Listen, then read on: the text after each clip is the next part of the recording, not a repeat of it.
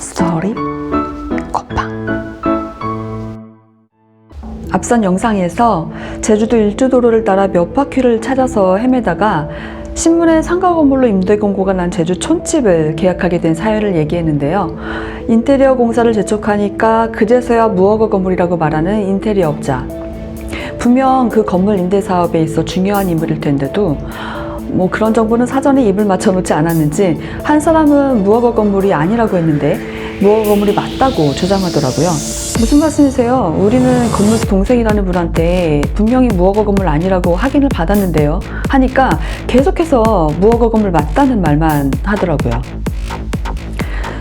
이미 가계약금으로 전체 계약금의 절반을 지불했기 때문에 발등에 불이 떨어진 상황이었죠. 집주인의 동생이란 사람이 왔길래 무허가 건물 아니라더니 어떻게 된 거냐고 하니까 현재까지 무허가 건물은 맞는데 상가로 용도 변경해주기만 될 거 아니냐는 거예요.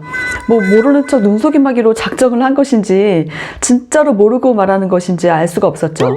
무허가 건물에 용도를 부여하려면 곧바로 용도 변경 신청을 할 수 있는 게 아니라 우선적으로 양성화라는 절차를 거쳐야 하는데 그게 신청하면 단기간에 뚝딱 되는 게 아니고 절차도 복잡해서 보통은 개인이 직접 하지 않고 건축 설계사무소 등을 통해서 대행을 맡겨 처리합니다. 우리가 계약의 문제를 제기하면서 불안해하니까 인테리어 업자가 그제서야 공사를 서두르겠다면서 상가로 쓸 건물에 전기부터 놓자고 전기공사 기술자를 불렀어요. 사실 급한 건 전기공사가 아니라 무허가 건물이 상가로 바뀌는 시점이 언제가 될 것인가 하는 거였는데 말이죠. 마침 전기공사 기술자가 왔는데 우리밖에 없었어요. 그래서 그분한테 넌지시 물어봤죠. 여기 상가로 임대가 나와서 구했는데 무허가 건물이래요. 괜찮을까요? 괜찮겠어요? 그랬더니 이분이 깜짝 놀라면서 무허가 건물이래요? 그럼 올해 안에 장사 못해요. 용도 변경까지 하려면 한참 걸리는데 이러시는 거예요. 그때 그 기분을 뭐라고 표현해야 할까요? 뒤통수를 삽자루로 한 대 얻어맞은 기분이랄까요? 진짜 정신이 어질어질했죠. 그래서 건물 임대 놓은 사람한테 전화를 하니까 계속해서 같은 소리만 반복하는 거예요. 용도 변경 신청해놨다니까. 누가 그래야 장사 못한다고. 분명히 인테리어업자 본인도 서둘러서 공사를 해봤자 올해 안에 장사 못한다고 말했고 전기공사하러 왔던 기술자분도 올해 안에 장사 못한다고 했는데 반복해서 같은 주장만 하는 거예요. 상가로 쓸 수 있게 용도 변경만 해주면 될 거 아니냐고요. 그렇게 실랑이를 벌인 후에 하도 답답하고 막막해서 그 낮에 오셨던 전기공사 업체 사장님을 찾아갔죠. 그랬더니 이런저런 조언을 해주시고는 본인을 찾아왔었다는 사실을 말하지 말라고 하더라고요. 이제 다 끝난 얘기니까 이렇게 얘기할 수 있지만 그때 당시에는 정말 너무 황당하고 도움받을 곳 하나 없는 막막한 상황이었어요. 제주에 괜당 문화라는 게 있는 것도 이때 처음 알게 됐죠. 괜당이란 본래 가까운 친인척을 이루는 말인데요. 제주에서는 그 범위가 좀 더 확장돼서 이웃사촌까지 다 아우릅니다. 한 다리만 건너면 다 아는 사이, 거미줄 같은 인적 관계망. 제주에 터를 잡고 살면서 이 괜당 문화를 무시했다가는 관계망의 중심에서 변두리로 밀려나게 되고 반대로 괜당이 두터운 사람은 사회적인 위세가 높아지는 거죠. 그때까지만 해도 우리가 제주에 아는 사람이 하나도 없었기 때문에 누구한테 조언을 들었다고 굳이 말하지 않아도 금세 다 밝혀지고 빤히 다 알게 되는 게 현실이었죠. 근데 이 사람들이 정말 고약했던 게 뭐냐면 이때부터 우리가 도움을 구하려고 만나는 모든 사람들을 알아내서 협박하거나 이간질해서 철저히 우리를 고립시키려는 전략을 썼어요. 괜당 때문에 아무도 섣불리 나서지 못하도록 말이죠. 한마디로 표현하면 이런 식인 거죠. 잘잘못을 떠나서 외지에서 들어온 사람 편 들 거야? 그럼 넌 우리 괜당에서 빠져. 두고 봐. 어떤 불이익이 있는지. 응? 결국 장사를 빨리 시작하는 건 포기하고 적당히 눈치나 보고 비위나 맞춰가면서 인테리어 공사나 제대로 하고 용도 변경이나 확실히 하도록 재촉해야겠다고 마음먹었을 때 전화가 걸려왔어요. 그때 저는 운전 중이었고 남편이 전화를 받았는데 아실지 모르겠지만 아이폰은 통화 중에 녹음이 안 돼요. 다른 폰으로 녹음을 할까 하다가 어차피 차량 블랙박스가 있으니까 녹취를 따로 하지 않았죠. 전화를 건 사람은 집주인의 사업 파트너라는 그 사람이었는데 역시나 술에 잔뜩 취한 목소리였어요.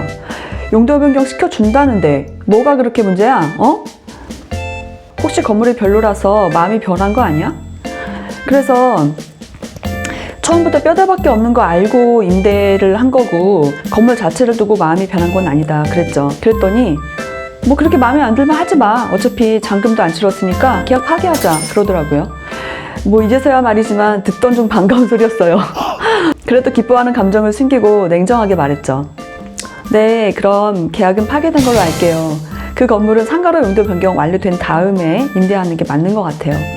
그렇게 전화를 끊고 남편이랑 같이 환호성을 질렀죠. 며칠 동안 밤잠 못 자고 고민하고 그랬는데 이제 더 이상 속 끓일 일이 없으니까요. 그날 밤 모처럼 안심하고 잠들고 이제 아침에 눈을 떴는데 간밤에 통화했던 관리인이 인테리어 업자랑 같이 얘기 좀 하자고 찾아왔어요. 그래, 얘기해야지. 계약금도 돌려받고 하고 안거리로 건너갔는데 정말 뜻밖의 말을 듣게 된 거죠. 어제 계약 파기한다고 했지? 본래는 계약 파기하면 돈을 2배로 돌려줘야 되는데 돈은 더 안 받을 테니까 짐 빼서 나가세요. 아니면 뭐 그냥 용도 변경 될 때까지 기다리든가. 헐. 계약 파기하면 2배로 돌려줄 의무가 있는 건 임차인이 아니라 임대인이고요. 뭐 먼저 계약을 파기하자고 한 건 그쪽입니다. 그런데 우리는 아직 정식 계약서를 쓰지 않았으니까 뭐 누구도 계약금을 2배로 돌려주지 않아도 됩니다. 그랬더니 본인이 술 마시고 전화한 건 맞는데 계약을 먼저 파기하겠다고 말한 적이 없다면서 증거가 있냐는 거예요. 증거? 당연히 있지, 이 사람들아. 거기 딱 기다려. 얼른 차량 블랙박스에 가서 메모리 카드를 빼가지고 와서 노트북에 연결하고 녹화 영상을 찾았어요. 정말 일이 잘못되려고 모든 상황이 우리를 다 함정에 빠뜨리는 것 같았어요. 차를 바꾼 뒤로 블랙박스 메모리 카드를 처음 꺼내본 거였는데요. 그 해가 2015년이었는데 기록된 영상이 2000년도인가 뭐 아주 엉뚱한 날짜로 기입이 되어 있고, 근데 그것마저도 이벤트 영상이라고 하죠. 차량이 과속 방지턱을 넘거나 충격을 받을 때 입력되는 영상만 남아있고 주행 중 영상은 하나도 없더라고요. 증거 대보라고 이렇게 팔짱 끼고 기다리던 사람들은 천만다행이라는 표정을 하고 더 의기양양하게 밀어붙이더라고요. 짐 빼서 나가려면 나가고 안 나가려면 기다려, 뭐 이런 거죠. 계약서에 명시한 상가가 아니니까 계약이 원천 무효라고 하니까 처음부터 상가로 용도 변경 해주기로 하고 계약한 거 아니냐고 우기더라고요. 사실 그들이 약속한 건 무허가 건물에서 상가로의 용도 변경이 아니라 그때까지만 해도 우리가 창고로 알고 있던 건물에서 일반 음식점으로의 용도 변경이었는데 말이 통하지가 않았어요. 뭐 우기는 데는 이게 장사가 없다는 말을 뼈저리게 체험했어요. 도저히 말이 통하지 않아서 이렇게 다시 정리해서 얘기를 했죠. 어느 쪽에서 먼저 계약을 파기하자고 한 것에 대해서 증거는 없지만 계약을 파기하기로 한 건 양쪽 모두 다 합의에 도달한 거 아니냐, 맞지? 그러니까 계약금을 돌려주면 내일 당장이라도 짐을 빼서 나가겠다 하고요. 그랬더니 본인에게는 계약금을 돌려줄 권한이 없다면서 집주인이 외국에서 돌아오면 상의해보겠다. 그때까지만 기다려달라는 거예요. 뭐 계약금을 받을 권리는 있는데 돌려줄 권한이 없다? 집주인 없이 가계약서를 썼고 돌아오면 정식 계약서를 다시 쓰기로 했는데 집주인과 쓰지 않은 가계약서 파기도 집주인과 직접 만나서 처리해야 한다? 뭐 상식적으로 어떤 것도 말이 되지 않았어요. 그런데 돈도 돌려주지 않고 계속 집주인이 미국에서 돌아오면 그때 다시 얘기하자고 하면서 시간을 끌더군요. 그렇게 5일을 더 기다렸죠.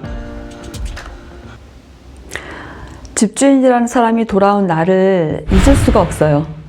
집터 어귀에서부터 쩌렁쩌렁하게 큰 소리를 치면서 강렬한 인상의 중년 여성이 들어오는데 그 기세에 억눌릴 정도였죠. 어떤 년놈들이 감히 남의 집을 가지고 재수없게 무어가래? 네가 확인해봤어? 어디서 남의 집을 가지고 하자 있는 집이래? 안에 들어와서도 집이 떠나가라 소리를 지는데 애써 담담한 표정을 하려고 해도 잘 되지가 않는 거예요. 우리가 무허가 건물이라고 한 게 아니라 댁내 사람들이 무허가 건물이라고 알려준 거다 하니까 뭐 그 사람들이 집주인이라면서 본인이 집주인이고 본인이랑 계약한 게 아니니까 짐 빼서 당장 나가래요. 그래서 계약금을 돌려주면 나가겠다고 하니까 본인은 돈 받은 적이 없고 니들이 잘못 알고 계약한 거니까 받은 애든가 말든가 니들끼리 알아서 라면서 방이 좁아서 미처 안으로 들이지 못한 물건들을 보고 저리 치우라고 소리를 지르더라고요. 정말 무서운 기세였어요. 집주인은 좀 말이 통하는 사람이려나 하고 기다렸는데 완전히 넋이 나가버렸죠. 더 말도 안 되는 게 뭔지 아세요?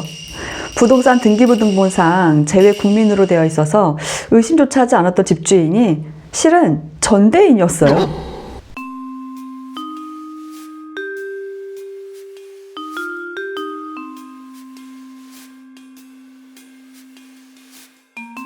그러면서 미국에 가서 본인이 집주인 위임장을 받아왔다면서 가방에서 꺼내가지고 이렇게 슬쩍 보여주고 다시 넣더라고요. 자세히 보자고 해도 다시 안 꺼내더라고요. 아마 그 상황이 되면 누구라도 제정신일 수가 없을 거예요. 경찰서에 신고했죠. 경찰이 오니까 큰 소리 치던 가짜 집주인이 갑자기 사람을 달래는 신용을 하더라고요. 그러면서 남편한테 부인의 몸이 먼저니까 얘기는 나중에 하자면서 병원에 먼저 데리고 가보라고 어떻게 해서라도 그 자리를 뜨려고 하더라고요. 이미 눈치챘었지만 그들은 10원 한 푼 돌려줄 생각이 없었던 거예요. 결국 저는 그날 충격으로 실신해서 남편이 병원에 싣고 가서 링거까지 맞고